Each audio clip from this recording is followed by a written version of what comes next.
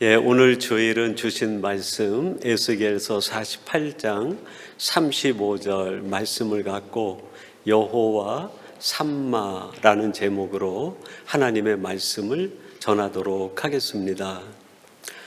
미국의 희극 배우인 찰리 채플린이 그런 얘기를 했습니다. 사람의 인생은 멀리서 보면 희극이지만 가까이서 보면 비극이다. 한 사람 한 사람의 삶이 멀리서 보면 참 아름다워 보이고 아무 걱정이 없고 즐거워 보이는 희극 같은데 가까이 그 삶을 들여다보면 저마다 아픔이 있고 흠이 있고 상처와 어려움이 있다 하는 뜻을 비유한 이야기일 겁니다. 한 번은 저희 부부와 또 여러 집사님들이 함께 차를 마실 수 있는 시간이 있었어요. 그 집사님들은 저의 교회에서 모습만 보고 저희 집사람한테 그렇게 얘기하는 거예요. 사모님은 정말 좋겠어요. 목사님이 다 해주시고 공주처럼 살게 해주실 것 같아서 사모님은 좋겠어요. 그랬더니 집사람이 있다가 집사님 한번 살아보세요. 사람의 삶의 모습이 겉에 보이는 것과 또 깊은 내용으로 들어가면 다른 점이 있다, 그런 뜻이겠죠. 도종환 씨라고 하는 시인이 있습니다. 그분이 흔들리며 피는 꽃이라는 제목의 시를 지었어요. 이 도종환 시인은 꽃이 피는 그 꽃의 아름다움을 보면서 이 꽃이 이 아름다운 꽃을 맺히기까지 얼마나 많이 흔들렸을까 하는 것을 생각하면서 흔들리며 피는 꽃이라는 제목으로 시를 지은 거죠. 그 신말의 첫 연이 이렇게 됩니다. 흔들리지 않고 피는 꽃이 어디 있으랴. 이 세상 그 어떤 아름다운 꽃들도 다 흔들리면서 피었나니. 이 땅에 있는 모든 꽃들이 꽃 자체만 보면 너무 예쁘고 아름다운 거예요. 근데 그 꽃을 피우기까지 그 나무만에 아픔이 있었고 흔들림이 있었다는 거죠. 여러분, 이 땅에 존재하는 모든 존재들은 다 흔들립니다. 사람들도 마찬가지죠. 이 땅에 흔들리지 않는 사람이 어디 있습니까? 때로는 건강의 문제로, 때로는 경제적인 이유로, 환경과 상황의 어려움으로, 또 사람들과의 관계 속에서 사람의 말 한마디, 시선 하나에 사람들이 얼마나 흔들리고 또 아파하고 힘들어합니까? 그렇게 흔들리는 모든 인생 가운데 흔들리지 않는 한 분이 계세요. 그분이 누구실까요? 그렇습니다. 우리가 믿고 의지하는 하나님 아버지. 그분은 흔들리지 않으시는 분이에요. 오늘 본문 35절에서 이렇게 이야기합니다. 그 사방의 합계는 18,000척이라 그날 후로는 그 성읍의 이름을 여호와 삼마라 하리라. 여호와 삼마라고 할 때 이 삼마라는 말은 계시다라는 말로 번역이 됐는데 시제 번역이 어려운 히브리어예요. 삼마. 그 시제 안에는 과거, 현재, 미래가 다 들어가 있어요. 하나님은 거기에 계셨다가 아니에요. 하나님은 거기에 계실 것이라, 그게 아니에요. 하나님은 지금만 있다, 그게 아니라 하나님은 과거, 현재, 미래 모든 시제를 통합해서 하나님의 사람과 함께 계시는 분이라는 말씀이에요. 내가 힘들 때에도 함께 계시고, 내가 즐거울 때도 함께 계시고, 내가 인생에 큰 아픔을 겪을 때에도 사람들이 다 떠나간 뒤에도 함께 계시는 분이 하나님이시라는 말이에요. 이 에스겔서는 이스라엘 백성들이 나라를 잃어버리고 바벨론에 포로로 끌려가 있을 때, 포로 생활 70년 동안 그 유대 백성들이 계속 흔들릴 때 하나님의 에스겔 선지자를 통해서 흔들리는 백성들에게 주신 거예요. 얘들아, 너희들은 환경 때문에, 경제적인 문제로, 사람 때문에, 모든 만남 문제 때문에 흔들리지만 내가 너희들 곁에서 너희를 어떻게 하시겠다는 거예요? 흔들리지 않게 해주겠다. 내가 너희들과 함께 하시겠다는 말씀이에요. 제가 그 대구 영락교회에 시무할 때 그 대구 영락교회에 기도원이 있었어요. 그 팔공산이라고 하는 대구에 있는 분들이 가장 많이 등단하는 그 산인데, 그 팔공산 서북 쪽에 기도원이 있었어요. 그러니까 동남 방향에 있었으면 굉장히 따뜻할 텐데 그 서북 방향에 있는 땅이 좀 쌌는지 제가 그 교회 시무하러 가기 전에 그 교회 어른들이 그쪽에 기도원을 사가지고 기도원을 지은 거예요. 한 3, 4월 그 무렵쯤에 제가 갔는데 그 기도원에 관리하는 집사님이 산 중턱을 다 밀어내고 거기에 고추를 심은 거예요. 묘목을 전부 심어놨는데 요만한 모묘기 그 봄바람에 계속 흔들리는 거예요. 그게 얼마나 안타까운지. 그걸 보고 내려온 뒤에 청소년부가 여름에 기도원에서 수련회를 한다고 그래서 여름에 기도원에 올라갔는데 그 묘목이 키가 자라 있는데 거기를 지지대가 전부 세워져 가지고 그 묘목을 붙잡고 있는 거예요.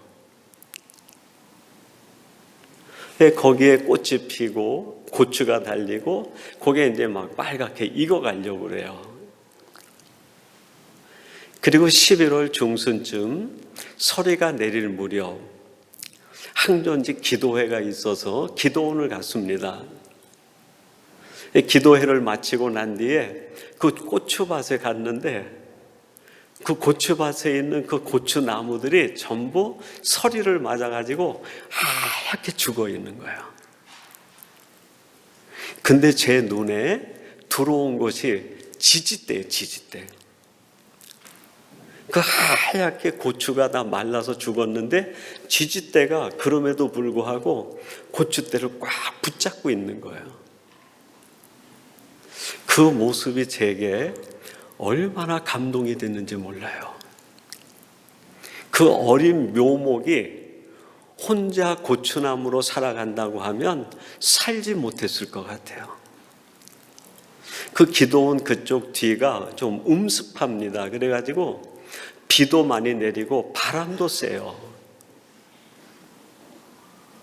그 저녁에는 서리가 내리고 이슬이 내릴 때 어린 묘목이 얼마나 힘들었을까.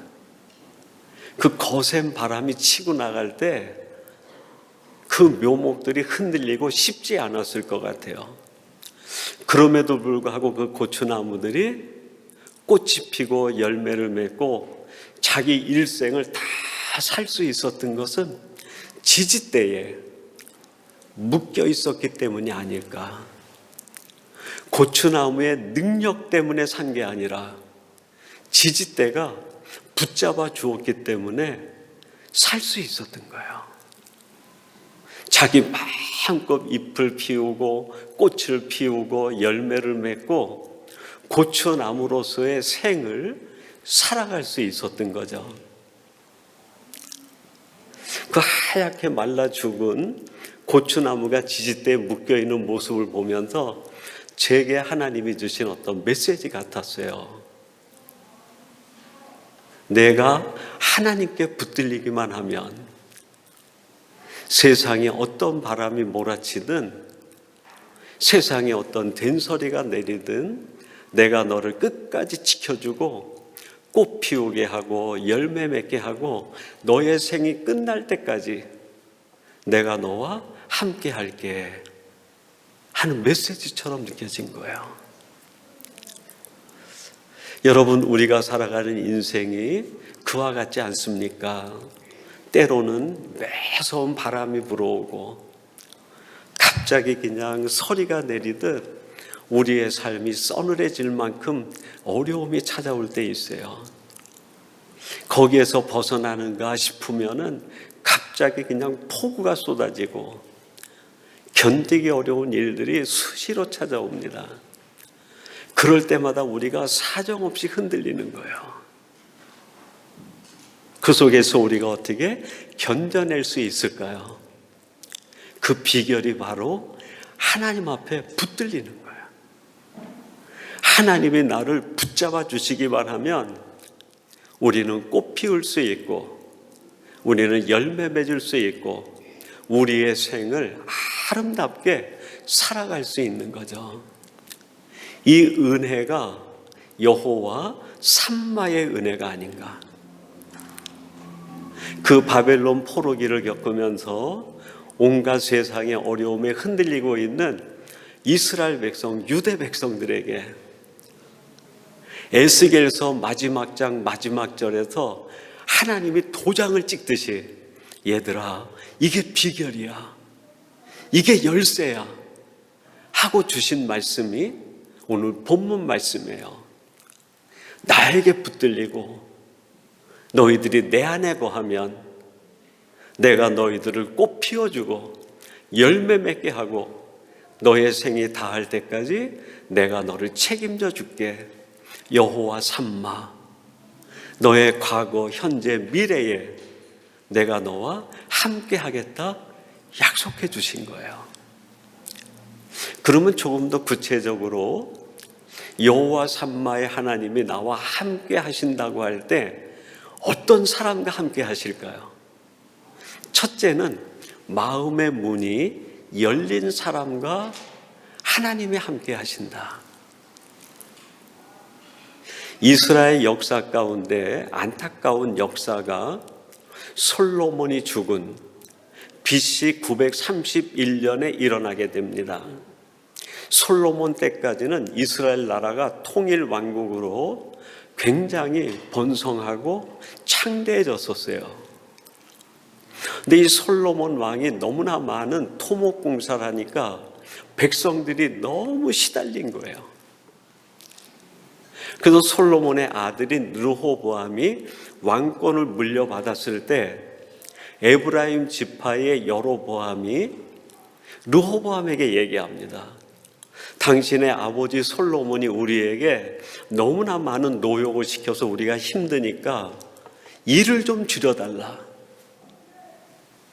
근데 르호보암이 자기의 젊은 친구들하고 얘기한 뒤에 그 여로보암의 간청을 그냥 딱 잘라버려요.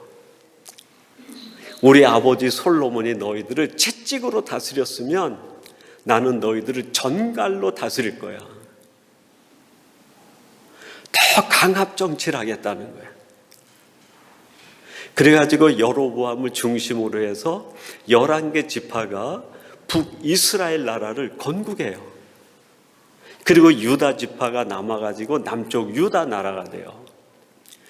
BC 931년에 그 아름다운 하나님의 나라 통일 왕국이 남북으로 갈라져 버린 거예요.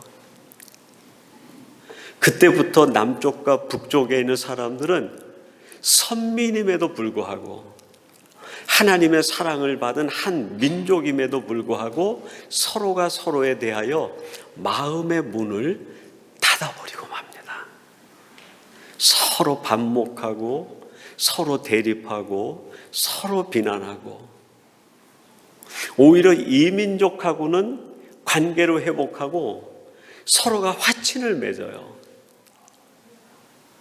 그런데 정작 화친해야 될 북한국과 남한국이 원수보다 더 원수가 돼가지고 마음의 문을 닫아버린 거예요. 마음의 문이 닫힌 200년이 지난 BC 721년에 북왕국이 아수르에 의하여 무너지고 맙니다. 현실적으로는 군사력에 뒤져가지고 북왕국이 무너진 거예요. 근데 성경은 북왕국이 무너진 게 군사력 때문이라고 얘기하지 않아요. 마음의 문이 닫혔기 때문이라. 사랑의 문이 닫혀버리니까 공동체가 죽는 거예요. 여러분이 원리는 저는 지금도 똑같다고 생각합니다.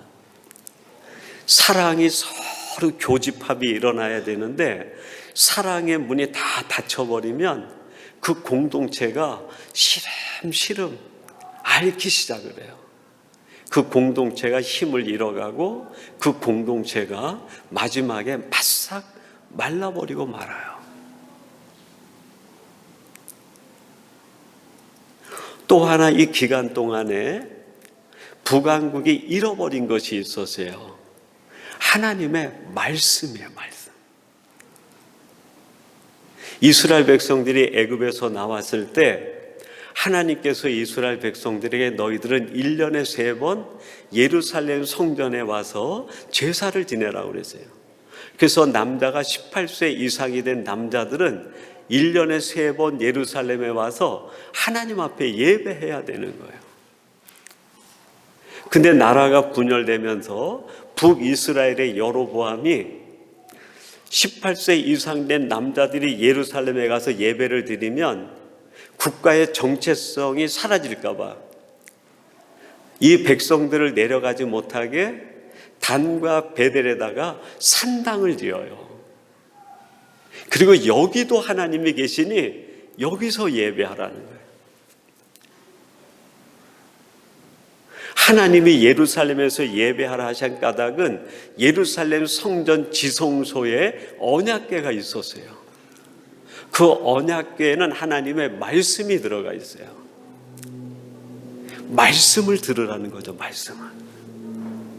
근데 200년 동안 북이스라엘이 말씀에 눈먼 자가 돼요. 말씀을 듣지 못해요. 여러분, 말씀을 듣지 못하고 말씀에 대한 문이 닫히면 영혼이 죽습니다. 내 영이 말라가기 시작하는. 여러분들 중에 혹시 마음이 답답하고 마음이 무엇인가 무기력해지고 상실감에 빠져 있으면 다른 데서 원인을 찾지 마세요. 우리 크리스찬들은 말씀을 점검해 봐야 돼요. 하나님의 말씀과 나와의 관계는 정말 건강한가? 내가 말씀의 끈에 묶여 있는가? 말씀에 대한 마음의 문이 닫히면 내 영혼이 말라가기 시작하는, 내 인생이 말라가기 시작을 해요. 북이스라엘이 멸망한 뒤에 남왕국이 정신을 차려야 되는데 남왕국이 어떻게 합니까? 북이스라엘이 망한 것에 오히려 박수를 치고 있는 거예요. 그걸 보고 탄식하고 자기들을 다시 각성해야 될 유대 백성들이 북이스라엘이 멸망한 것에 대하여 얼마나 마음의 문이 닫혔든지 박수를 치는 거예요. 박수를. 그렇게 남왕국이 150년 정도 지나고 587년에 남왕국도 무너지고 말아요. 그리고 전부 바벨론에 포로로 끌려갔어요. 그 포로 상황에 있을 때에 하나님이 지금 에스겔을 통해서 이 말씀을 주신 거예요. 여호와 산마라 하라. 내가 거기에 있겠다. 어디에 있겠다는 말씀일까요? 마음이 닫힌 자가 아니라 마음이 열린 가운데 그 속에 하나님이 함께 하시겠다는. 누가복음 19장에 삭개오 얘기가 나옵니다. 그 삭개오가 있는데 주님이 지나가시면서 삭개오를 보고 얘기합니다. 삭개오야, 나무에서 내려오라. 내가 오늘 내 집에 유하여야 되겠다. 그랬더니 삭개오가 내려와서 주님을 자기 집에 모셔드려요. 근데 그걸 보고 누가복음 19장 7절에서 사람들이 수군대기 시작합니다. 예수님께서 저 죄인의 집에 유하러 들어가셨다라고 얘기하죠. 저 죄인의 집에. 주님은 그 사람이 누군지 묻지 않으세요. 유대인들은 그 사람이 죄인인지 세리인지 창기인지 그들이 자기들이 정한 기준에서 옳은 사람인지 아닌지를 따져가지고 얘기하는데, 우리 주님은 그 사람이 누군지 아무것도 묻지 않으세요. 그 사람이 세리든 창기든 죄인이든 그 사람이 유대 사람들이 볼 때에는 아무 무의미한 사람이라 할지라도 아무것도 묻지 않으시고 마음의 문을 열기만 하면 주님이 들어가시는 거예요. 여러분, 이게 우리들이 받은 은혜 아닙니까? 어떻게 보면 우리는 자격 없는 자 같고 하나님 앞에 아무것도 내세울 곳이 없는데 주님이 내게 다가오시자 우리들이 조심스럽게 마음의 문만 열어드린 거예요. 근데 주님이 우리 속에 들어오신 거예요. 그래서 주님이 내 안에서 여호와 삼마 여기 계시는 거예요. 계시록 3장 20절에 보면 그런 말씀이 나옵니다. 예수님이 문 밖에 서서 문을 두드리노니 누구든지 문을 열면 내가 들어가 그와 더불어 먹고 마시리라. 누구든지. 그의 자격도 묻지 않으세요. 그가 지금 어떤 상황인지 그것도 묻지 않으세요. 누구든지 마음의 문만 열면 주님이 들어와서 함께 그와 더불어 먹고 마시겠다는 거예요. 여기에 여호와 삼마 하시겠다는 거예요. 우리들이 마음의 문을 열면 하나님이 우리 안에 들어오셔서 여호와 삼마 하신다고 할 때 이 내용이 전체로 문자적으로는 다 이해가 돼요. 아, 그래, 내가 마음의 문을 열면 주님이 내게 들어오셔서 내 안에 함께 거하시지. 3살짜리 아이도 문장으로는 내용이 무엇인지 다 이해를 합니다. 근데 문제가 하나 있어요. 내가 마음의 문을 연 것인가? 정말 주님이 내 안에 들어와 계시는가? 현실적으로 그게 내게 이루어졌는가? 이 부분으로 질문이 넘어가면 우리들이 자신 있게 대답을 하지 못해요. 내가 마음의 문을 열면 주님이 들어오셔서 거하신다. 다 알아요. 내가 마음의 문을 열었는가? 주님이 정말 들어오셔서 내 안에 계시는가? 왜 이런 질문이 생길까요? 마음의 문을 연다는 것이 우리가 살아가는 삶에서 현실적으로 어떤 것인지를 느끼지 못해서 그래요. 저는 그렇게 생각합니다. 주님에 대하여 내 마음의 문을 연다는 것은 지금 내 앞에 있는 어떤 사람에 대하여 마음의 문을 열고 그 사람을 내 안에 모셔드린다는 뜻이에요. 내 앞에 있는 그 사람을 내 안에 모셔드리지 못하면 주님을 내 마음에 모셔드리는 일은 이루어지지 않습니다.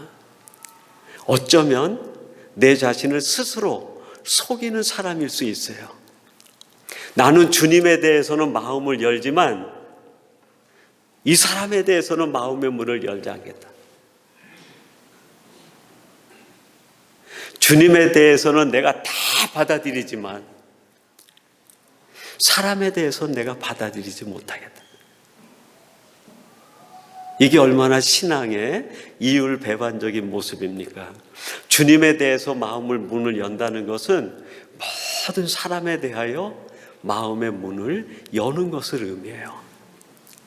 주님이 내 안에 계시다는 것은 사람이 내 안에 있다는, 내가 감당하지 못할 사람이라도 그 사람을 내가 내 안에 모셔드린다는 거예요. 그게 주님이 내 안에 여호와 삼마 하시는 것이라 할 수 있어요. 지금 전 세계적으로 약 134개 정도의 그 발달 장애인을 위한 라르시 공동체가 있습니다. 그 공동체를 세운 사람이 캐나다의 총독을 지냈던 자의 아들 장 바니에가 만든 공동체예요. 토론토에서부터 시작이 됐죠. 그 라르시 공동체 창설자인 장 바니에가 자기 공동체 안에서 그 발달 장애인을 케어하면서 경험했던 것들을 여러 책으로 집필을 했습니다. 그 중에 희망의 공동체라는 제목의 책이 있는데 그 안에 아만도라는 사람의 이야기가 들어가 있어요. 이 아만도라는 사람은 정말 1급 발달 장애인이라 아무것도 하지 못해요. 사람이 다 먹여주고 목욕시켜주고 다 해줘야 되는 거예요. 근데 이 아만도가 할 수 있는 말이 딱 한마디가 있어요. 떠듬떠듬거리면서 사랑해요라는 말 한마디만 하는 거예요. 그 누군가가 밥을 다 먹여주고 입을 닦아주면 아만도가 한마디 합니다. 사랑해요 한마디예요. 근데 그 말을 듣는 순간에 그 사람의 마음의 문이 확 열려버리는 거예요. 그리고 주님의 임대하심을 경험을 해요. 봉사자가 와가지고 목욕을 다 시켜주고 옷을 입혀주고 나면 아만도가 한마디 합니다. 사랑해요. 떠듬떠듬거리면서. 근데 그 이야기를 듣는 순간에 이 봉사자의 마음의 문이 확 열려버려요. 주님의 임재를 경험하는 거예요.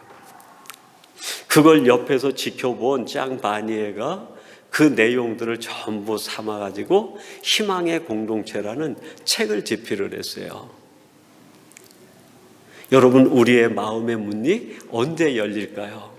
내 앞에 있는 그 사람에게 사랑해요 라고 진심 어린 말을 할 때 내 마음의 문이 확 열리게 됩니다. 그 열림과 동시에 누가 내게 들어오실까요? 주님이 들어오시는 거예요. 근데 내 앞에 있는 그 사람에게 사랑해요 라는 말을 하지 않으면 마음의 문이 열리지 않는 거예요. 그 말을 하지 못하면 나는 말라가기 시작을 해요. 내 영이 죽어가기 시작하는 거예요. 여러분, 2025년 여러분이 만나는 사람들이 누구든지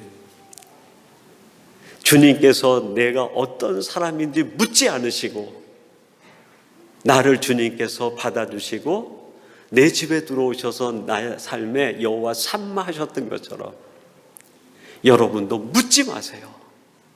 누구를 만나든지 흠없는 사람이 어디 있고 허물없는 사람이 어디 있겠어요. 묻지 마시고 자기 자신에게 사랑해요. 자기 자신에게 말하는 거예요. 그 순간에 내 마음의 문이 열려서 그 사람이 쑥 들어오게 됩니다. 사람이 들어오는 게 아니에요. 그 사람의 모습으로 주님이 들어오시는 거예요. 이걸 경험하고 나면 인생이 달라집니다. 삶이 달라지게 돼요. 두 번째, 하나님은 어디에 여호와 삼마 하실까요? 하나님의 명예를 지키려는 사람에게 하나님이 함께 하시는 거예요. 이스라엘 백성들이 바벨론 포로기에 지었던 시가 있습니다. 그게 시편 126편이에요. 그 6절에 이런 말이 나옵니다. 울며 씨를 뿌리러 나가는 자는 반드시 기쁨으로 그 곡식단을 가지고 돌아오리로다. 70년 바벨론의 포로 생활하고 있는 그 사람들의 모습을 매일같이 울며 씨를 뿌리는 모습으로 비유를 했어요. 왜 이 사람들의 매일 매순간이 울며 씨를 뿌리는 것과 같았을까요? 바벨론과 타협하지 않았기 때문에. 바벨론과 타협하고 바벨론에 동화되었다고 하면 그 바벨론 땅에서 울 필요도 없어요. 고통받을 필요도 없는 거예요. 바벨론 사람들과 함께 어울려 살면서 필요한 거 다 누릴 수 있는 거예요. 근데 바벨론과 타협하지 않고 동화되지 않다 보니까 매일 삶이 너무 힘들고 고달픈 거예요. 울지 않고는 한순간도 살아갈 수가 없는 거예요. 매일 울었던 이유가 바벨론에 타협하지 않기 위해서, 바벨론에 동화되지 않고 오직 여호와의 이름을 높이고 하나님의 명예를 지키려고 하다 보니까 매일이 눈물이었던 거예요. 매일이 눈물이었던 거예요. 이 바벨론 시대를 살았던 사람들의 이야기를 담은 책이 다니엘서입니다. 다니엘서 3장 17절에 보면 다니엘의 세 친구 이야기가 나와요. 당시에 바벨론 왕이었던 느부갓네살이 큰 금신상을 만들어 놓고 전부 다 여기다 절하라는 거예요. 절하지 않는 사람들은 전부 풀무불에 집어넣는다는 거예요. 근데 이 세 친구가 하나님의 이름과 명예를 지키기 위하여 바벨론과 타협하지 않는 거예요. 느부갓네살 왕 앞에서 얘기합니다. 당신들이 아무리 그래도 내가 금신상에 절하지 않고 오직 나는 여호와 하나님만을 섬길 것입니다. 그리하지 아니하실지라도 내가 이 신상에 절하지 않을 걸 아시옵소서. 타협하지 않고 동화되지 않고 하나님의 이름을 높이고 명예를 지키려고 하다 보니까 느부갓네살에게 붙잡혀가지고 풀무불 속에 갇혀버린 거예요. 불 속에 던져진 거예요. 그때 신기한 광경이 일어납니다. 7배나 뜨겁게 만든 풀무불 속에 메드락, 사드락, 아벳느고 세 사람을 집어넣는데 4사람이 다니는 거예요. 4사람이. 다니엘서가 증언합니다. 그 한 사람이 하나님의 아들과 같더라. 그랬어요. 하나님의 명예를 지키고 이름을 높이는 자에게 하나님이 함께 여호와 삼마 하셨던 거예요. 여러분, 우리가 살아가는 2025년 때로는 힘들고 어려운 상황을 만날 수도 있습니다. 도저히 가슴으로 용납하기 어려운 일들도 경험할 수 있게 될 겁니다. 그때 기억하세요. 여호와 삼마, 여호와 삼마 기억하세요. 하나님, 내 마음의 문이 닫히지 않게 해주시고 내 앞에 있는 상처를 주는 그 사람에 대하여 문이 열리게 도와주시옵소서. 그 사람을 마음에 끌어안는 순간에 주님이 들어오시는 거예요. 내게 어떤 유익과 좋은 것이 있을지라도 이것이 옳은 것이 아니라고 하면 타협하지 않는 거예요. 손해를 감수하고 불이익을 감수하더라도 타협하지 않으면 하나님이 그 사람과 여호와 삼마해 주시는 거예요.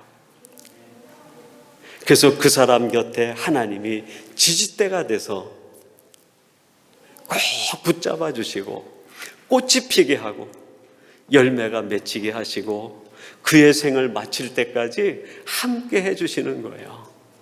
이 은혜를 누리는 우리 복된 저와 여러분이 되기를 주님의 이름으로 축원합니다. 우리 같이 기도하겠습니다. 하나님 아버지 감사합니다.